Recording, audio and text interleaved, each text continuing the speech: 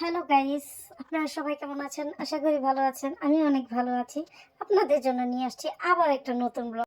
আজকে আমি আসছি আবার একটা নতুন জায়গায়, সমুদ্র সৈকত কক্সবাজার। ওইখান থেকে আসছি ডলফিন মোড।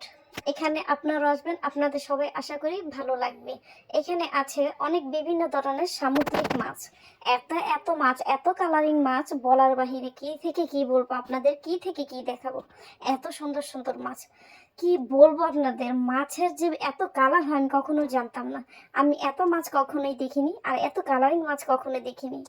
দেখলাম ওইখানে যে হাঙর মাছও আছে, যেটা নাকি অনেক ভয়ঙ্কর, সবাই ভয় পায়।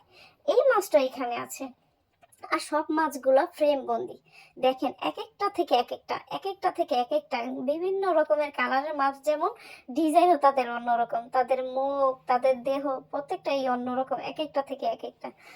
এখানে দেখা যাচ্ছে যে ছোট ছোট পুঁটি মাছের মতো, কিন্তু এগুলো পুঁটি মাছ না। দেখতে মনে হয় যে পুঁটি মাছ। আমি এখানে এত মাছ দেখলাম যে কি বলবো, এত ভয়ঙ্কর ভয়ঙ্কর মাছ। এখানে এই যে কোরাল মাছের মতো দেখা যাচ্ছে অনেক ভয়ঙ্কর বড় বড় মাছ। আপনারা দেখতে থাকেন এত ভিডিও। আপনারা ভিডিও দেখলেই বুঝতে পারবেন যে এখানে কি কি পরিমাণে মাছ আছে, কি কি কালারের মাছ আছে, কত ধরনের মাছ আছে, অভাব নেই। এই যে এখানে দেখছেন সাপের মতো, এইটাও একটা মাছ। এটা নাকি শুনেছি যে এই মাছটা ছোঁয়া লাগলে নাকি কারেন্ট ধরে, আর কারেন্টে নাকি মারাও যায় অনেক মানুষ। এই মাছের শরীরে কারেন্ট থাকে। আর এখানে দেখতেছেন সাপের মতো দেখতে কালো একটা মাছ, কি মাছ জানি না।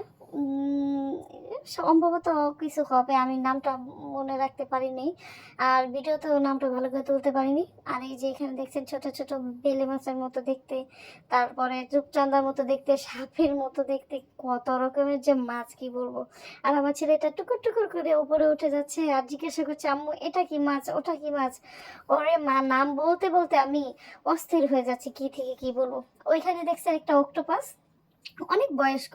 অক্টোপাসটার অনেক বয়স, তো তাই সে নড়াচড়া করতে পারতেছে না। অপর সাইডে চিংড়ি মাছের মতো দেখলাম। আর এখানে দেখলাম এই যে কিছু শামুক, সামুদ্রিক শামুক।